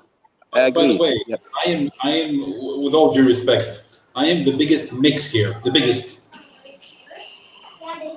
We know. Brother Muhammad doesn't know. No, it's it's okay. I Please can because understand. introduce yourself. it's because my mom is half Egyptian, half Greek, and my father is half British, half Lebanese, and I was born in Cyprus. And my family is a very much mix as well. My wife is Filipino. My MashaAllah. father, my, my father was born in India. I'm here in Australia from last I don't know how many years, since 90. So we are all variety of people. And I'm so blessed that my wife, I never actually asked my wife to be converted to Islam. Never. Because I knew that, you cannot force anybody to be a Muslim. It was 2011 when our first child, my son, his name is Ahmed, was to born, and she was in the labor. And she chose this name, Ahmed, even she was Catholic. because she realized this was a beautiful name. So what happened? Yeah. She could not go to labor, and for 72 hours. In Australia, we don't prefer first childbirth as a cesarean. They always want uh, mothers to have a natural birth. So she could not go into labor. So I discussed with my wife. I said, look, this is a very difficult time. You have chosen your son named Ahmed. It may not be easy for us to have the child. You chosen Ahmed name. So is it not better so you come and join me? And she recited Shahada in the hospital before the birth of Ahmed, and then it was all easy. Whoa, mashallah. It was so easy. Alhamdulillah. After she That's the recited most Shahada, amazing revert story I think I've ever heard. What a beautiful story, mashallah. as soon as she recited Shahada, and next hour her blood pressure is normal. Doctor say, what happened? Let's go do cesarean now. Ahmed wasn't a Muslim mother. Yeah, my life is so, I'm blessed. I'm blessed. I'm blessed with the peace of mind. What a story. And my father-in-law, his name is Brother Muhammad. Yes. Did you ever send me an email? You did send me an email? I will. Yes. I haven't. Send me an email. Yeah, sure. Send me an email because I'd like for you to come on for a Reasons to Revert segment. I want to let you come on as a special guest. You need to share that story for sure. If she could, it would be better. Yeah, and I want to talk about your story. That's like I've never heard a story like that before. That was like from that was from amazing brother, tales. Because brother, do you see the email there? If she had died, she would have been a shaheed. Oh, absolutely. So we are very blessed. Brother Muhammad, send me an email at this email address right here so we can coordinate what day would be good. Matter of fact, if you want to do it tomorrow, we can do it tomorrow. If you'd like to come on tomorrow for the Reasons to Revert segment and tell your story. Sure. Yeah. You want to do it? Anytime. How old is tomorrow?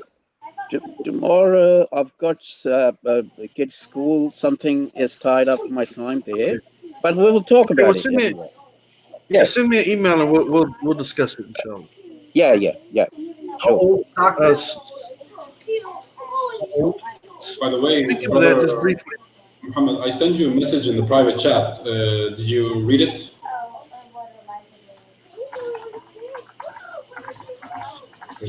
Speaking of that email, in the private chat of Messenger, is it? Yeah. Check it out in the private chat. Okay. Yeah, sure. Speaking of that email, I'll be right back, inshallah. Okay. Mommy, info comment. Mommy, you should pet Boo, but if you would like to be a member of the book launch team for the second edition of the book Consider Islam Disproving the Patriots of Propaganda, please, inshallah, please send me an email at info@kennybomer.com. info@kennybomer.com, and you can become a member of the book launch team. And I need your help. So I encourage everyone watching to send me an email so I can add you to the book launch team. And I'm going to do that tonight. From there. I will not forget to do that tonight. Okay. Just go to my website, or you can send me an email, but the easiest way is go to the website, kennybomer.com, scroll down to the bottom of the home page, and you'll see it says subscribe to the website. It's free. There's no fee for it. And just enter your name and your email and click send, and it'll be done deal.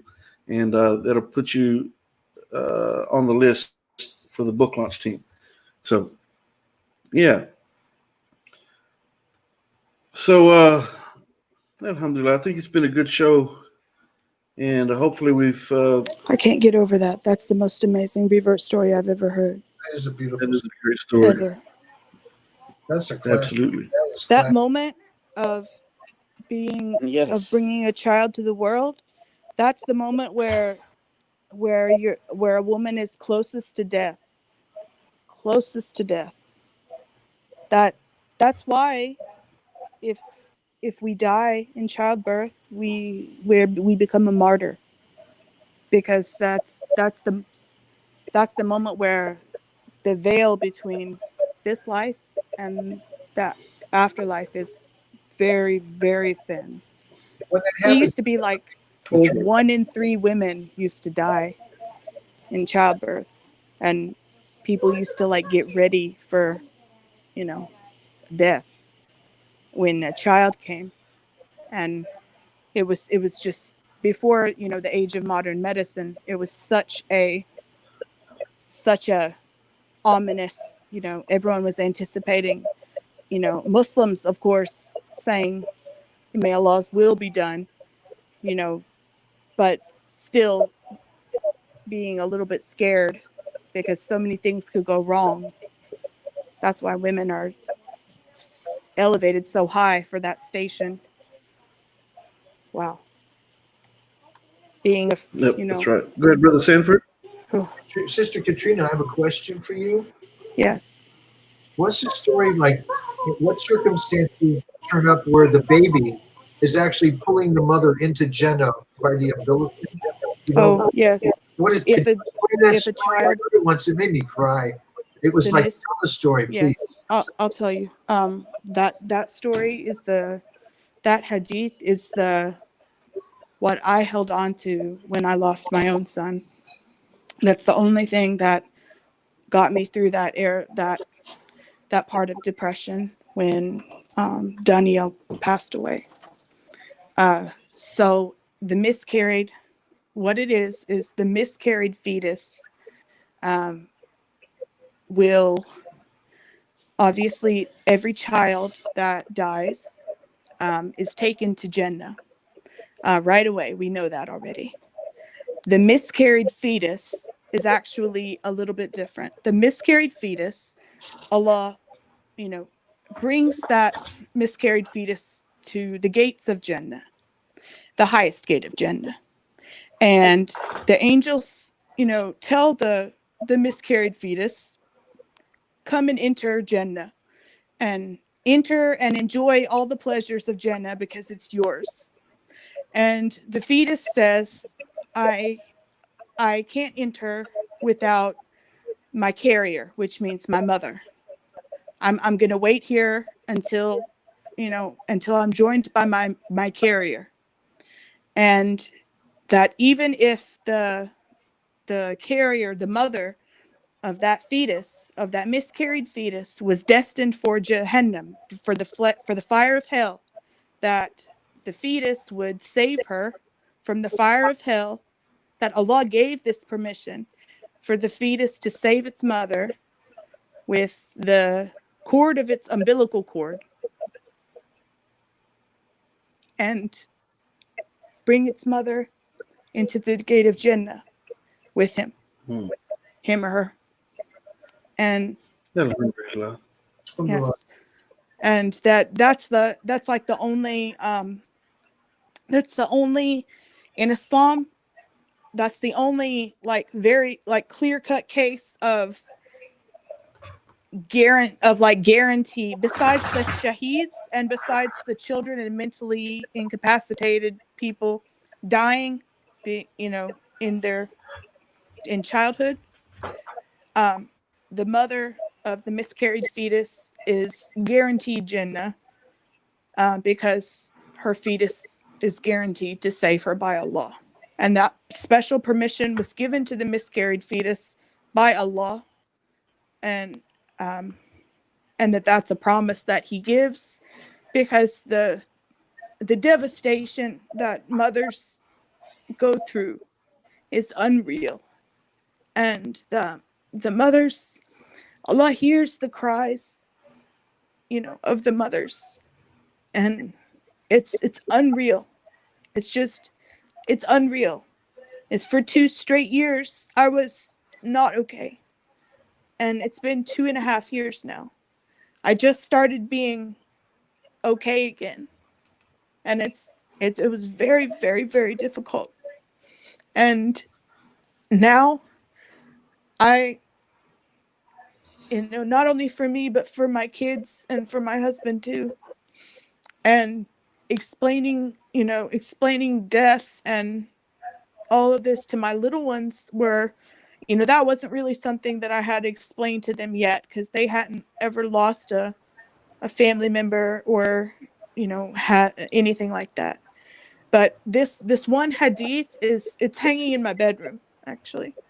It's the only thing that gave me enough to like keep going every day. Sometimes it was I feel like it was personally sent to me. It helped me so much. But that's the story of that hadith.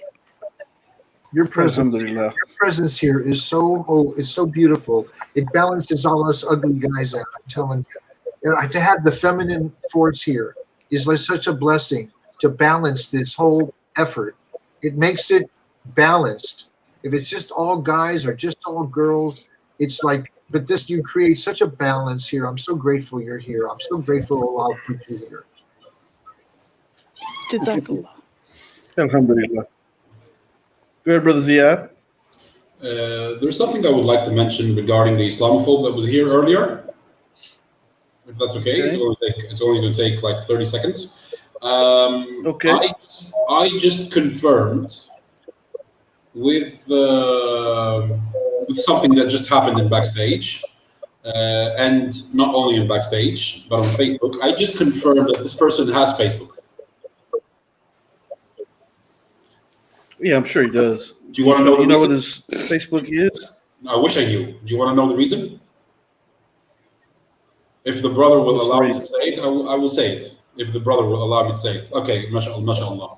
As soon as he made his account was reported as a fake, and he had to confirm his identity, our brother Muhammad.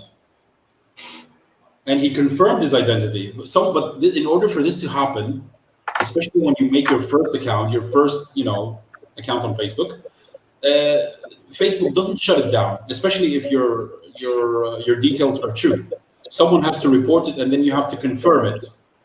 So he saw the private chat. He went and reported it, and it was temporarily closed until our group brother confirmed his identity. This is how evil some people are. They try to do just anything to bother us. Yeah. And regarding, of course, what our sister was saying, it really breaks my heart. Really breaks my heart. And may Allah give you patience. Not at all. It's okay. No problem, brother. It's okay. There are so many people out there. They want to give a hard time to each other. Maybe he has his own life very difficult as well. Very bad. So he's a happy person, maybe. So hopefully one day the gentleman who is way too much over the top, but he cannot change himself if he's doing it on purpose. If he's just coming out grief. I've been to the depth. Brother Kenny can understand what I'm saying right now.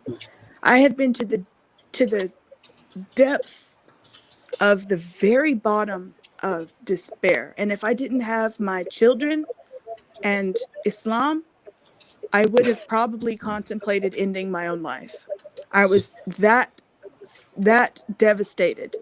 I was losing your own child. There is nothing in this world like that. Nothing in this world like that.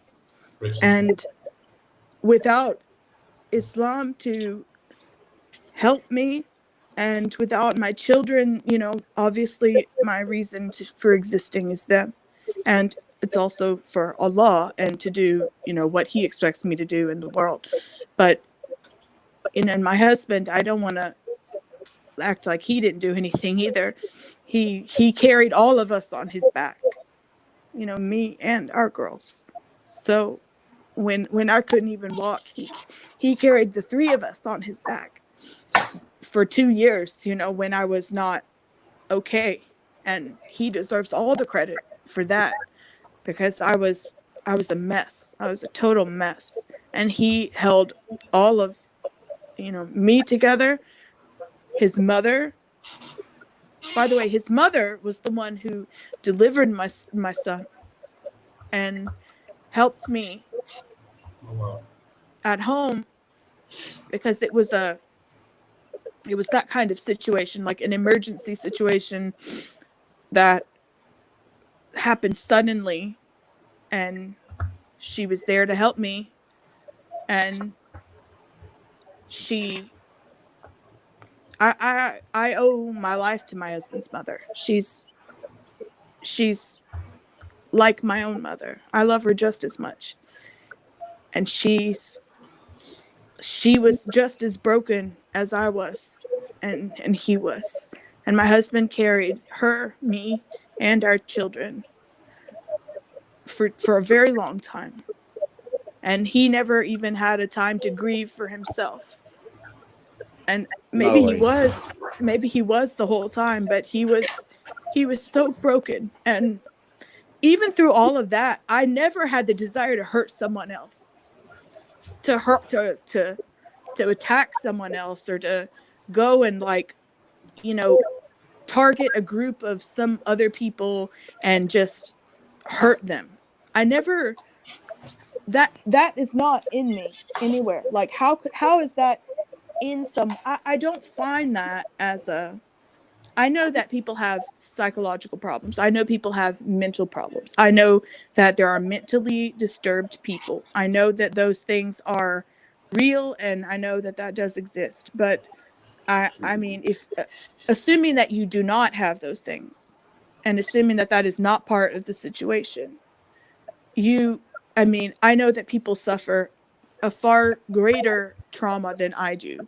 You know, I know that people see their entire family gunned down in front of them and, you know, are survivors and continue on. Even, you know, we hear the great stories of, you know, Mother Asia, may Allah be radiallahu anha, may Allah be pleased with her, and how she, you know, had to deal with a husband like Patron her whole life, who was a monster, and she could barely hold it together.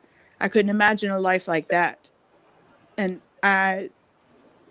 But I could not, like you're saying, you know, these people, these Islamophobes and stuff, they come and target us and hurt us with a lot of hate and a lot of saying just terrible things, like what that idiot did with my little girl.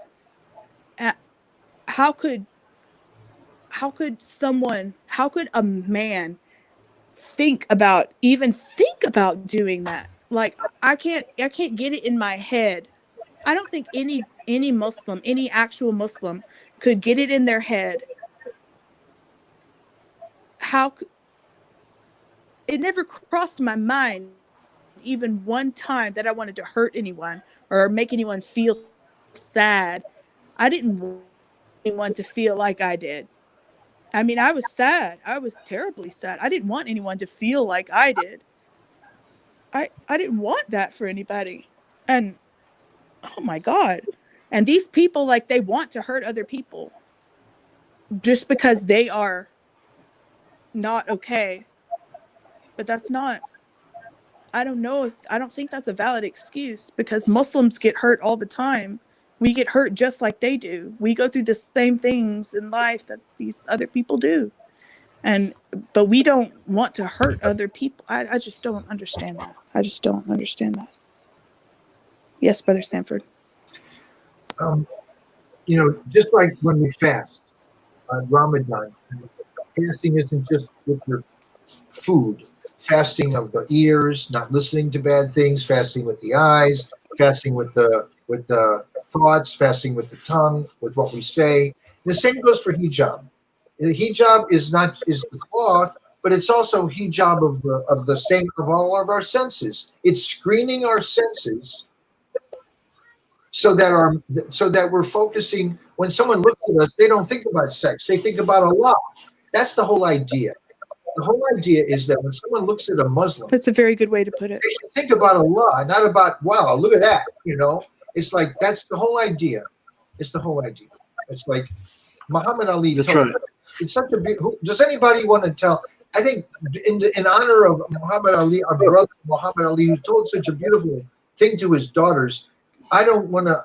I have a tendency. I don't want to talk too much. I'd like to hear someone else talk, but I'd love to hear someone tell that story if they know it. What Muhammad, for the public, for the listening audience, having to do with modesty. What Muhammad Ali said to his daughters. It's such another I class. don't know what it was.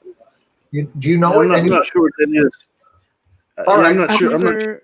I know the story. If anybody else, all right, I'll tell it if you want. I don't know the All story. right, Muhammad Ali has 2 daughters. They're beautiful girls, beautiful girls. They stopped, they were going out on the town one night, Saturday night, and they stopped by their father's house to say hey before they went.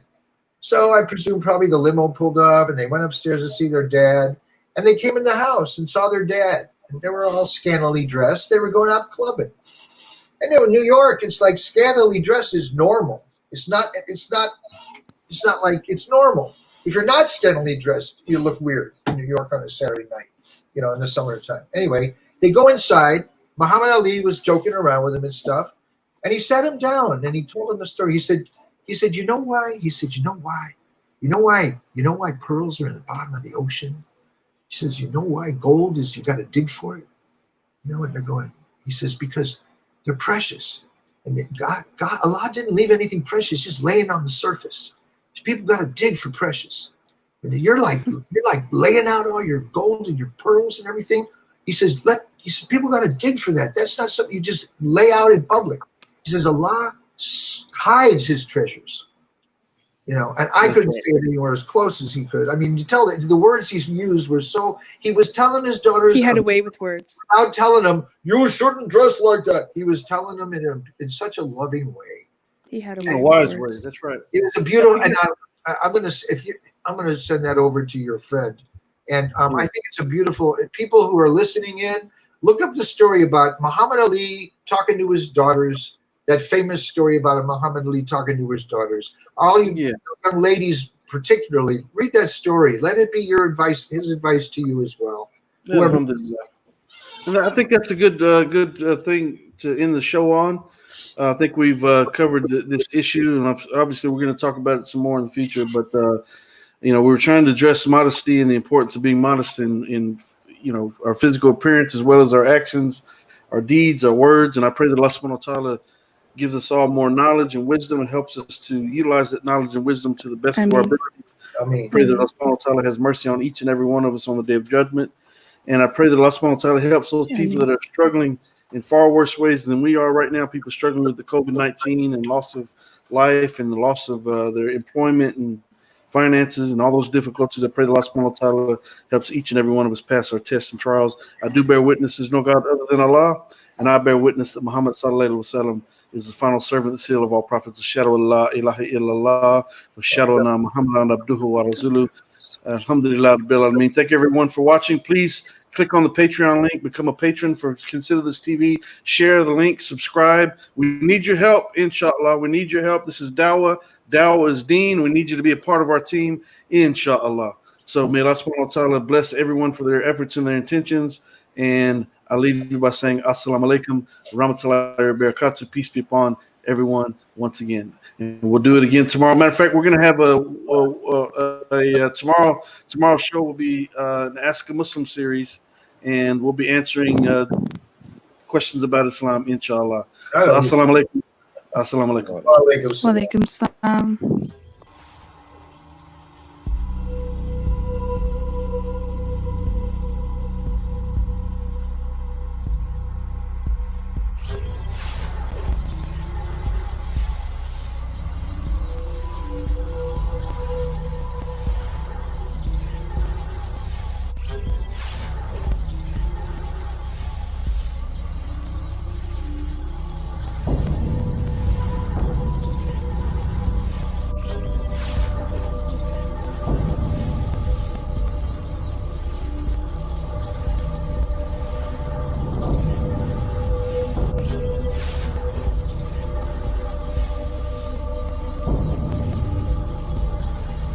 What?